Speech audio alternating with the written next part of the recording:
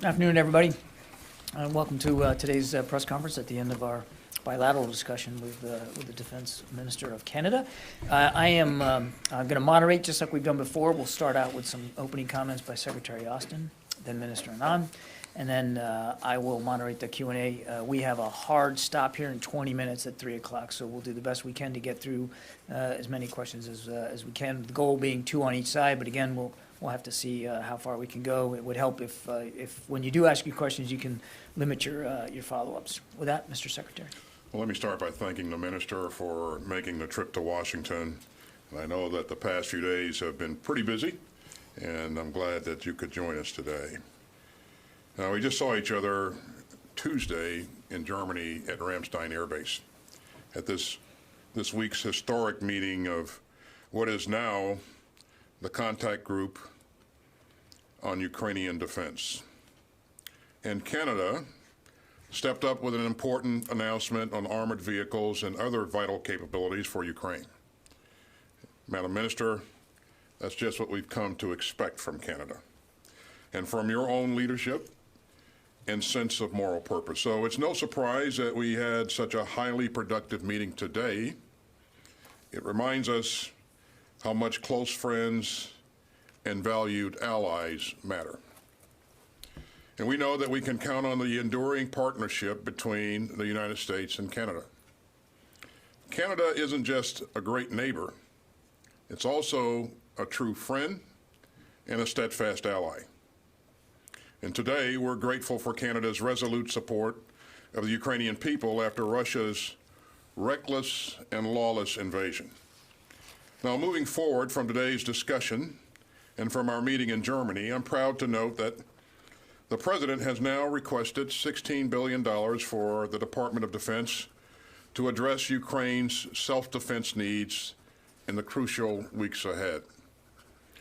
This supplemental request includes $6 billion more for the Ukraine Security Assistance Initiative, which helps us to procure weapons and systems for Ukraine, and $5 billion for additional presidential drawdown authority, which allows us to continue providing critical material from our own inventory, and another $5 billion to help us pay for the operational cost of bolstering NATO's eastern flank, as well as additional investments. For instance, it features something we call Critical Munitions Acquisition Fund, which will allow the department to purchase and establish a strategic reserve of vital munitions, like anti-aircraft and anti-tank munitions, to surge for this crisis and, quite frankly, crises to come. So we'd urge Congress to approve our requests without delay, and we thank them for their tremendous support up to this point. We understand the urgency, and I know the Canadian people do as well, Madam Minister. So let me again express my appreciation to you and to Prime Minister Trudeau and your colleagues for your announcement that Canada will send 8 armored vehicles to support Ukraine. And let me applaud you for everything that Canada is doing to help Ukraine defend itself, including your extraordinary efforts to train Ukrainian forces through Operation Unifor. The United States and Canada are united in our admiration for the Ukrainian people's bravery and our determination to help them defend their sovereignty. Of course, as you'd expect with old friends and neighbors, we had a wide-ranging agenda today. We also discussed our shared responsibilities for protecting our homelands through the NORAD Command. We talked about our joint efforts to strengthen North American defense ties, including the need to ensure a stable Arctic region where international norms are respected. And we discussed how we're both working with regional partners in Latin America and the Caribbean to combat threats like transnational crime and drug trafficking, and to prepare better for humanitarian crises, and to build up climate resilience and advance initiatives on peace and security. The Minister and I also spoke about our shared commitment to a secure and open Indo-Pacific. And that's why I'm so pleased that last year, for the first time, Canada participated in a cooperative Taiwan Strait Taiwan Strait transit with the United States. And we're going to find additional opportunities to work together on our shared vision of a secure, open, and prosperous Indo-Pacific. As we face all these challenges, we're grateful to have Canada as our neighbor. Madam Minister, our two countries share a border, and we also share the core values of democracy and decency. And so thank you for your friendship, your insights, and your leadership. Again, it's great to have you here. Thank you very much. And over to you, Madam Minister. Good afternoon. Bonjour. Thank you so much, Secretary Austin, for your warm welcome on my first visit to Washington, D.C. as Canada's Minister of National Defense. We have just had a very productive meeting here at the Pentagon. The United States, quite simply, is Canada's most important ally and defense partner. Our armed forces fought together to win 2 world wars. Since 1958, our militaries have worked together every day to defend North American airspace through NORAD. And in recent years, Canadian and American forces fought side by side in Afghanistan and in the war against Daesh. Today, the world is facing the greatest threat to international peace and stability since the Second World War. La guerre illégale de la Russie contre l'Ukraine a tué des milliers de civils innocents. Et c'est une attaque complète contre l'ordre international fondé sur les règles, qui nous protège tous. Since day one of this attack, our Ukrainian friends have faced Putin's forces with unfailing courage and resolve. And Canada, like the United States, stands firmly with them.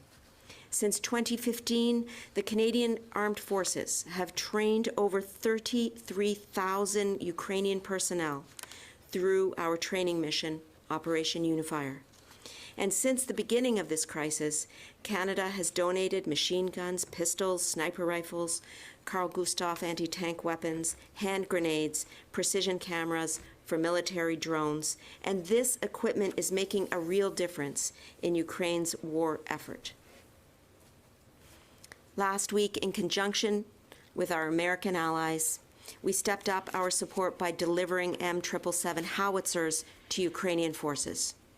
And I can confirm that Canadian soldiers are now training their Ukrainian counterparts in the use of these weapons. Further, at Ramstein Air Base on Tuesday, an excellent and useful conference organized by my colleague, Secretary Austin, we announced that Canada will send 8 armored vehicles to Ukraine in the coming weeks, and we will continue to supply Ukraine with the equipment that it needs to fight and win. At this crucial time for Euro-Atlantic security, Canada's commitment to the NATO alliance is unwavering. We recently deployed a 2nd frigate to NATO's maritime forces and added more troops and capabilities to the Canadian-led multinational battle group in Latvia. Nous avons aussi autorisé le déploiement de 3,400 membres de notre personnel si l'OTAN en fait la demande. And as we step up to protect our allies abroad, we are also keeping our eyes on threats to the North American continent. As Minister of National Defense, I have been entrusted to lead Canada's efforts to strengthen continental defense and to deliver a robust plan to modernize NORAD in collaboration with our American allies. And we will have more to say on this in the short term. Et face à des menaces accrues, nous augmentons nos investissements militaires. Last month, our government tabled Budget 2022, which invests $8 billion in new defense spending on top of the 70% increase in already planned spending under our defense policy Strong, Secure, Engaged. We are now the 6th largest defense budget among NATO's 30 countries. And in the coming months, we will update this defense policy to reflect rapidly evolving challenges to global securities. To conclude, at this crucial moment, Russia is testing the will of Canada, the United States, and our allies and partners. Russia cannot redraw maps at will to suit its own ends. Russia cannot erode the rules-based international order without consequences. Sovereign nations cannot be erased from the map, and NATO cannot be divided. In fact, as we saw in Germany this week, we are more united than ever before, and we will continue to stand with Ukraine.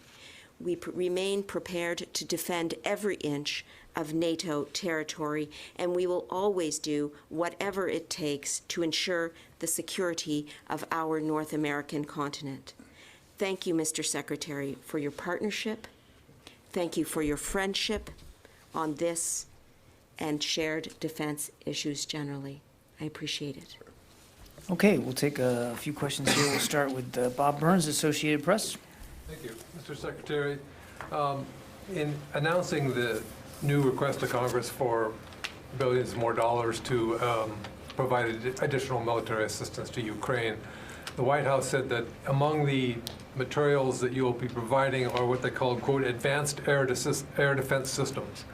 I wonder if you can say more specifically what that refers to, and if I may also ask a little bit broader question that perhaps both of you could respond to, which is that given the inherent and significant advantages that the Russian forces have in the Donbass, including simple mass, I'm wondering, how can you get enough heavy weaponry to that area quickly enough to make a decisive difference?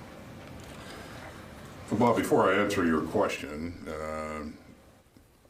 let me just say that I have it on good accord that this may very well be your last briefing. That's true. And I just want to say on behalf of the Pentagon and all of the people who work here, on behalf of our military, I want to thank you for years of dedication, professionalism.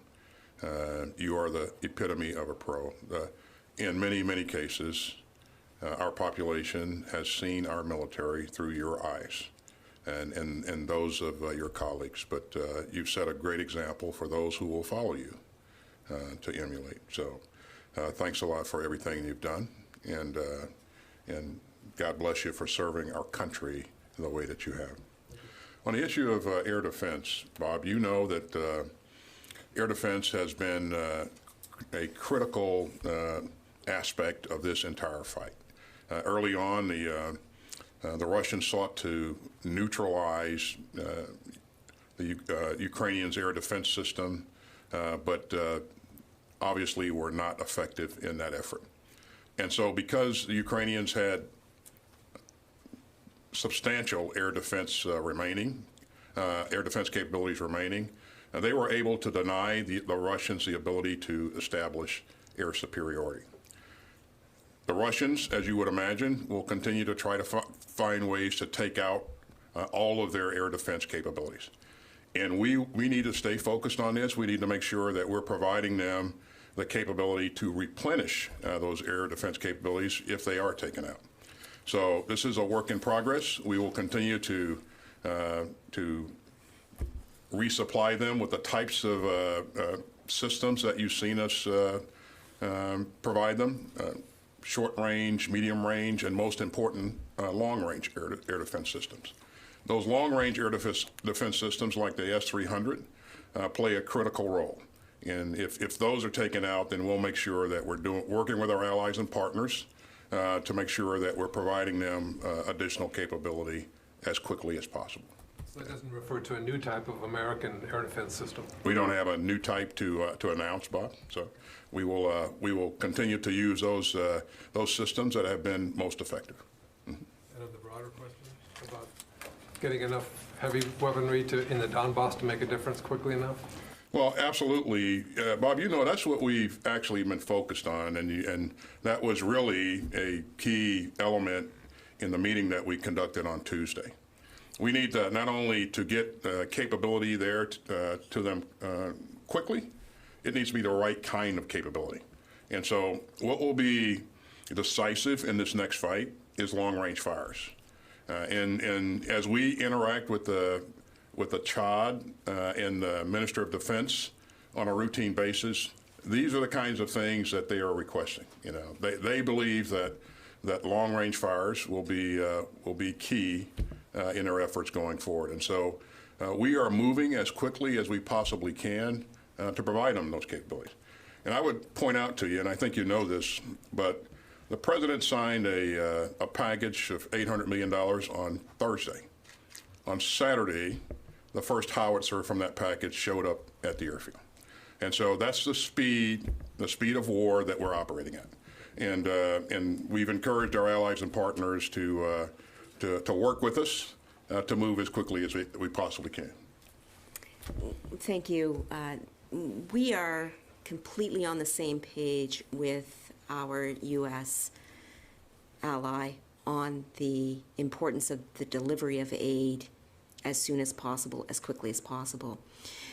We had a number of conversations about the importance of acting in conjunction with each other, and we too quickly turned around our shipment of howitzers and are training Ukrainian troops with those heavy weapons right now. And on the broader question of the delivery of aid, I'd like to emphasize that Canada has 2 CC-130s based out of Prestwick, Scotland, and we have carried over £1 million of aid so far on behalf of a number of countries. And this work continues every single day. So we, A, will continue to deliver aid, including heavy weaponry, as quickly as possible, and B, will continue to work across the Allied partnership to deliver aid writ large to Ukraine. Thank you. Our next question, and I'm afraid it's going to have to be our last one, given the time where we are, goes to Azeb Vold-Georgis from Radio Canada. Ma'am? I've got a first question for Madame la Ministre. Bonjour, merci d'être avec nous aujourd'hui. Vous avez dit que vous renforcez vos alliances avec les États-Unis, notamment dans l'Indo-Pacifique, également dans l'Arctique et là dans la guerre en Ukraine. Premièrement, quelle est la ligne rouge du Canada? Joe Biden a dit ce matin que ça allait être une guerre très longue. Et comment vous renforcez ces alliances-là plus précisément?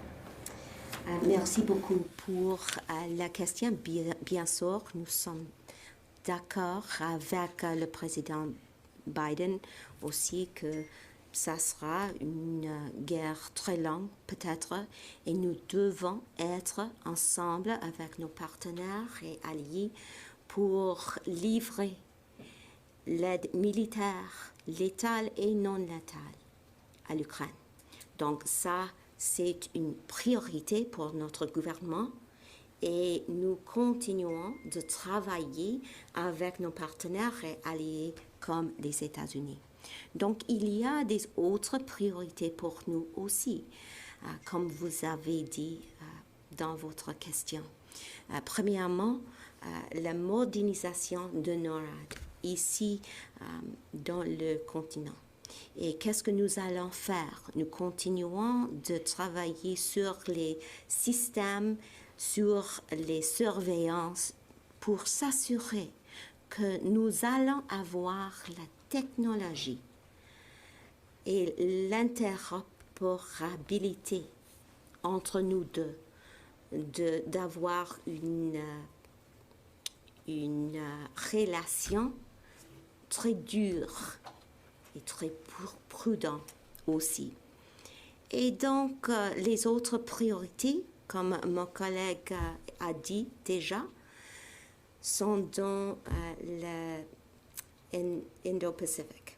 Qu'est-ce que nous allons faire là? Nous continuons de travailler ensemble sur les menaces là